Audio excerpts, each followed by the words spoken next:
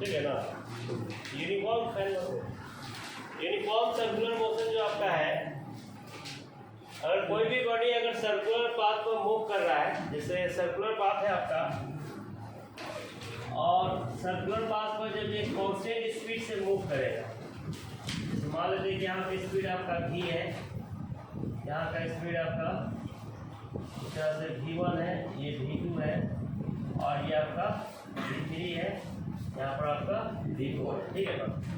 जब स्पीड इसका जो है, जैसे v1 equal to v2 equal to v3 equal to v4 रहेगा, कांस्टेंट फिक्स है, ठीक है ना। और सर्कुलर पाथ में ये रोटेट कर रहा है सेंटर के अबाउट, तो मोशन जो होता है बॉडी का उसको क्या होते हैं, circular motion, uniform circular motion होगा। जब स्पीड क्या होगा, कांस्टेंट होगा। स्पीड जब कांस्टेंट होगा, body is moving on the circular path with constant speed, then the motion of the body is said to be uniform circular motion, ठीक है ना। अगर कांस्टेंट स्पीड से मूव करेगा तो उसको हम क्या बोलेंगे, यूनिफॉर्म सर्कुलर मोशन, ठीक है ना। अगर कांस्टेंट स्पीड से मूव नहीं करेगा तो नॉन यूनिफॉर्म हो जाएगा, ठीक है ना। If v1 is not equal to v2 is not equal to v3 is not equal to v4, if speed of the body are not constant, जब ये कांस्टेंट नहीं होगा, then its motion on the circular path will be non-uniform, इसको हम क्या बोलेंगे, non uniform motion, ठीक है ना। तो नॉन यूनिफॉर्म मोशन और यूनिफॉर्म में बस फर्क यही होगा कि कांस्टेंट अगर होगा तो यूनिफॉर्म होगा, और कांस्टेंट नहीं होगा तो नॉन यूनिफॉर्म होगा, ठीक है। तो सर्कुलर पाथ को कोई भी बॉडी अगर मूव करता है तो वहां पर एंगुलर डिस्प्लेसमेंट होगा, ठीक है ना। एंगुलर डिस्प्लेसमेंट क्या होता है, तो सेंटर पर जो एंगल डिस्क्राइब करता है कोई भी बॉडी, उसी को बोलते हैं एंगुलर डिस्प्लेसमेंट। जैसे आपका सर्कुलर पाथ है, और सर्कुलर पाथ में जैसे बॉडी यहाँ से चल के यहाँ पर आ गया, यहाँ से चल के यहाँ पर आ गया, आपका ए से बी पर आया, ठीक है ना। तो ये एंगल डिस्क्राइब करेगा थीटा, तो थीटा को हम क्या बोलते हैं, एंगुलर डिस्प्लेसमेंट, ठीक है। Body which is moving on the circular path, then the angle is described by the body is called angular displacement। अगर कोई बॉडी आपका सर्कुलर पाथ को मूव कर रहा है और एंगल जब डिस्क्राइब करता है तो उसको क्या बोलते हैं, एंगुलर डिस्प्लेसमेंट बोलते हैं, ठीक है ना। इसको रिप्रेजेंट किया जाता है, इट इज रिप्रेजेंटेड बाय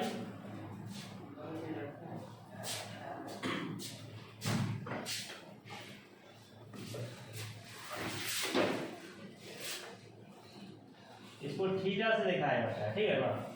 इसका यूनिट जो होगा वो होगा आपका रेडियन, जिसको RAD से रिप्रेजेंट करते हैं, ठीक है। तो रिलेशन जो होता है, relation between theta L and R, जैसे यहाँ पर L जो है इसको आर्क लेंथ बोलते हैं, AB जो है इसको आर्क लेंथ बोला जाता है, ठीक है ना। जब एंगल डिस्क्राइब करेगा तो आर्क लेंथ भी कवर करेगा, जिसको आप L से रिप्रेजेंट करते हैं। R जो है रेडियस होता है, ठीक है ना। R को हम क्या बोलते हैं, रेडियस, ठीक है। थीटा जो होता है वो L/R होता है, थीटा क्या होता है L by R radian. L equal to हो जाएगा थीटा इंटू आर, ठीक है ना। यहाँ से एल भी निकाल सकते हैं, अगर थीटा दिया हुआ है या थीटा नहीं दिया हुआ है, एल और आर दिया हुआ है तो आप थीटा निकाल सकते हैं। Theta equal to L by R होगा। ये फॉर्मूला मैथ में भी पढ़ना है आपको, ट्रिग्नोमेट्री, ठीक है। कैसे आता है हम अभी बता रहे हैं इसको पूरे तरीके से।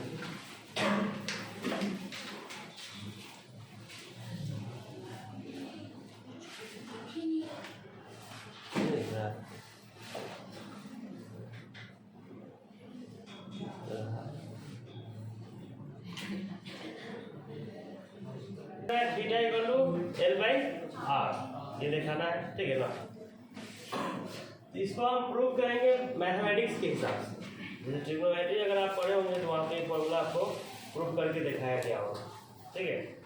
सर्कुलर पाथ पर कोई भी बॉडी मूव करेगा, ठीक है ना। इसमें क्या है कि अगर सर्कुलर पाथ पर कोई बॉडी मूव करता है, जैसे ए से बी डिस्टेंस कवर किया, डिस्टेंस आर है, ये आर्क लेंथ है ए बी आर्क लेंथ अगर आर के बराबर होगा तो एंगल कितना होगा 1 रेडियन। रेडियन का डिफिनेशन होता है कि अगर कोई भी सर्कुलर पाथ में बॉडी मूव कर रहा है तो आर्क लेंथ अगर रेडियस के बराबर होगा तो एंगल जो डिस्क्राइब करेगा सेंटर पर उसको हम क्या बोलते हैं, रेडियन बोलते हैं। उसको क्या बोलते हैं, रेडियन। मतलब एंगल जो होगा आपका ए ओ बी इक्वल टू होगा 1 रेडियन, ठीक है ना। अगर कोई भी बॉडी सर्कुलर पाथ पर थीटा एंगल डिस्क्राइब करता है, ठीक है ना, जैसे थीटा एंगल डिस्क्राइब करेगा यहाँ पर, तो ये आर्क लेंथ आपका हो गया एल, ये आर है, ठीक है। तो यहाँ आर्क लेंथ जो होगा आपका angle C O D equal to होगा थीटा, और सी डी आर्क लेंथ जो होगा वो है एल। यहाँ पर आर्क लेंथ कितना है, ए बी आपका है आर, ठीक है ना। तो एंगल जो डिस्क्राइब कर रहा है आपका कोई भी बॉडी, तो एंगल किस पर डिपेंड कर रहा है, आर्क लेंथ पर। आर्क लेंथ जितना बड़ा होगा एंगल भी उतना ही बड़ा होगा, आर्क लेंथ छोटा होगा तो एंगल भी छोटा होगा। मतलब आप बोल सकते हैं कि एंगल जो है, कोई भी बॉडी अगर एंगल डिस्क्राइब कर रहा है सर्कुलर पाथ पर, तो वो आर्क लेंथ का क्या है, डायरेक्टली प्रोपोर्शनल है। आर्क लेंथ का क्या है, डायरेक्टली प्रोपोर्शनल। जैसे एंगल एओबी का डायरेक्टली प्रोपोर्शनल होगा एबी आर्क लेंथ, है ना। एंगल एओबी को आप लिख सकते हैं K into A B arc length. K मतलब कांस्टेंट हो गया, ठीक है ना, इक्वेशन 1। इसमें अगर हम बात करेंगे एंगल सीओडी, तो सीओडी जो एंगल होगा किसके डायरेक्टली प्रोपोर्शनल होगा, सीडी आर्क लेंथ का। तो आपका सीओडी जो होगा के सी डी आर्क लेंथ हो जाएगा, ठीक है ना। यहाँ पर अगर दोनों का आप डिवाइड कीजिएगा 1 से 2 को या 2 से 1 को, यहाँ पर जो वैल्यू आएगा आपका angle A O B by angle C O D equal to कितना होगा, एंगल ए ओ बी हो गया K into A B arc length, और एंगल सी ओ डी क्या हो गया, K into C D arc length. K से के कट जाएगा। एंगल ए ओ बी आपका है 1 रेडियन, सी ओ डी कितना है theta, A B arc length by C D arc length, 1 radian by theta. A B arc length कितना है, तो वो आपका है ए बी आर्क लेंथ है आर, क्योंकि रेडियस के बराबर है ए बी आर्क लेंथ, तब जाकर 1 रेडियन बनेगा। और सी डी कितना है, एल है आपका, इसको क्रॉस मल्टीप्लाई कीजिए, 1 C into L equal to theta into R, मतलब theta into R equal to 1 आपका हो गया एल इंटू 1 सी, मतलब थीटा का वैल्यू हो गया एल बाई आर इंटू 1 सी, मतलब थीटा इक्वल टू हो गया एल बाई आर रेडियन।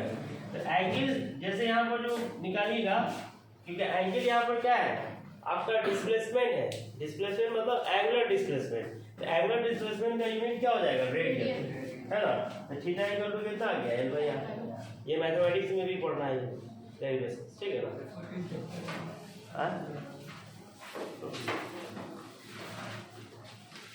क्या हुआ, angular velocity. Okay, angular velocity क्या होता है, जैसे सर्कुलर पाथ पर या सर्कुलर बॉडी जो आपका है वो सेंटर के अबाउट जब रोटेट करता है ना, सेंटर का अबाउट जब रोटेट करेगा तो इसका स्पीड जो होता है, जैसे आप लोग देखे होंगे कोई भी चक्का या कोई चीज को रोटेट करते हुए देखे होंगे, आटा मिल जो होता है वहाँ देखिए जो चक्का नचते रहता है, ठीक है ना, तो आप उसके सामने से देखिएगा ना तो लगेगा कि बाहर की तरफ आ रहा है, ऐसा फील होता है।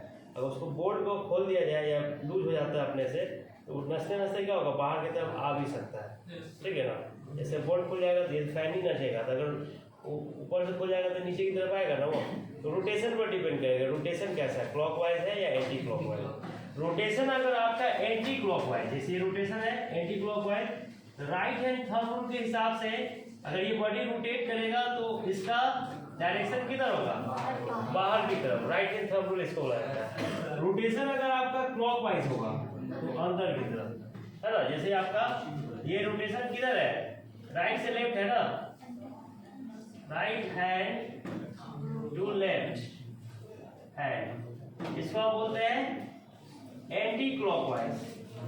इसको क्या बोलते हैं, एंटी क्लॉकवाइज रोटेशन, ठीक है ना।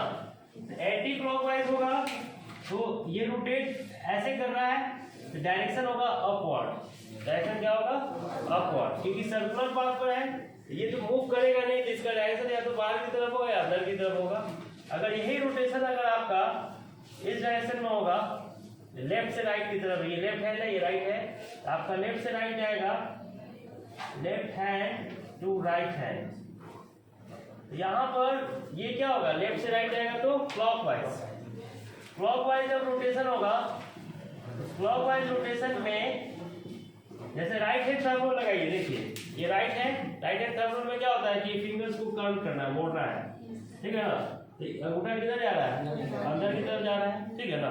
या एक और तरीका है, आपको अगर इससे नहीं समझ में आएगा तो स्क्रू रूल एक होता है, स्क्रू को रख दीजिए और रोटेट कीजिए, है ना, इसको जब रोटेट कीजिएगा ना ऐसे, ये बाहर की तरफ आएगा, आ रहा है बाहर की तरफ, इसका डायरेक्शन क्या होगा, बाहर की तरफ। इसको ऐसे लीजिएगा अंदर की तरफ, कसा रहा है क्या, अंदर की तरफ हो गया ना, इसको स्क्रू रूल बोला जाता है। दो तरीका है आपका, राइट हैंड थंब रूल हो गया या स्क्रू रूल, किसी से भी आप डायरेक्शन निकाल सकते हैं। और भी कई रूल्स होता है इसमें, फ्लेमिंग होता है, फ्लेमिंग रूल्स होता है, ठीक है ना, स्विमिंग रूल होता है, एंटी स्विमिंग रूल्स, जब 12 में जाइएगा तो इसे पढ़ाया जाएगा आपको, ठीक है। तो सर्कुलर मोशन में क्या होता है कि अगर कोई बॉडी एंगुलर डिस्प्लेसमेंट करेगा, मतलब एंगुलर डिस्प्लेसमेंट जब कवर करता है टाइम के रिस्पेक्ट में, तो उसको हम क्या बोलते हैं, एंगुलर वेलोसिटी। जैसे लीनियर डिस्टेंस कवर करता है टाइम के रिस्पेक्ट में तो लीनियर वेलोसिटी कहलाएगा। एंगुलर डिस्प्लेसमेंट मतलब एंगल जब डिस्क्राइब करेगा टाइम में तो उसको हम क्या बोलेंगे, एंगुलर वेलोसिटी। तो एंगुलर वेलोसिटी का डायरेक्शन होगा, है ना, सर्कुलर पाथ में क्या होगा, डायरेक्शन या तो अंदर की तरफ होगा या बाहर की तरफ। इसका मतलब ये है कि अगर चक्कर नच रहा है इस तरह से, ठीक है ना, तो नचेगा तो अगर यहाँ का बोल्ट खोल दिया जाए तो कहाँ आ जाएगा, बाहर की तरफ। यहाँ का बोल्ट खोल दिया जाए तो कहाँ जाएगा, अंदर की तरफ। ये रोटेशंस की वजह से हो रहा है, एंगुलर वेलोसिटी की वजह से, ठीक है ना। तो आप बोल सकते हैं कि the rate of change of angular displacement with respect to time is called angular velocity। इसी को हम एंगुलर वेलोसिटी बोलते हैं, ठीक है ना। तो एंगुलर वेलोसिटी को रिप्रेजेंट किया जाता है ओमेगा से। Angular velocity is represented by omega, इसको ओमेगा बोलते हैं, है ना। ओमेगा से इसको रिप्रेजेंट किया जाता है। तो ओमेगा इक्वल टू क्या होगा, ओमेगा इक्वल टू हो जाएगा angular displacement, angular displacement by time, ठीक है ना। ओमेगा इक्वल टू हो गया थीटा बाय टी या D theta by D T भी इसको लिखा जाता है इंस्टेंटेनियस के केस, ठीक है ना। यहाँ इसका एसआई यूनिट की बात किया जाए, एसआई यूनिट ऑफ ओमेगा जो होगा थीटा बाय टी है, ये हो जाएगा रेडियन पर सेकेंड, रेडियन पर सेकेंड हो जाएगा, ठीक है ना। डायमेंशन की बात किया जाए इसका, तो डायमेंशन इसका क्या होगा, ओमेगा का ओमेगा का डायमेंशन थीटा बाई टी है, तो थीटा का डायमेंशन नहीं होता है तो 1 लिखेंगे, टाइम का टी होता है, इसका डायमेंशन क्या हो जाएगा टी माइनस 1, और जो फ्रीक्वेंसी का डायरेक्शन होगा वही आपका एंगुलर वेलोसिटी का डायमेंशन होगा, इसलिए एंगुलर वेलोसिटी को एंगुलर फ्रीक्वेंसी भी बोला जाता है। एंगुलर वेलोसिटी को क्या बोलते हैं, एंगुलर फ्रीक्वेंसी, ठीक है ना।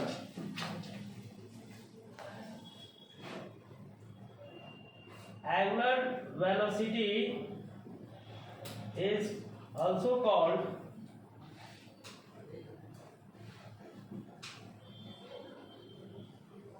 angular frequency, इसको क्या बोलते हैं एंगुलर फ्रीक्वेंसी। अगर कोई बॉडी सर्कुलर पाथ पर एंगल डिस्क्राइब कर रहा है, मतलब कंप्लीट एंगल डिस्क्राइब करेगा, तो कंप्लीट एंगल जब डिस्क्राइब करेगा, इस तरह दिख रहा है, इधर दिख रहा है, ठीक है सर, पहले इसको करें। तो कंप्लीट एंगल जब डिस्क्राइब करेगा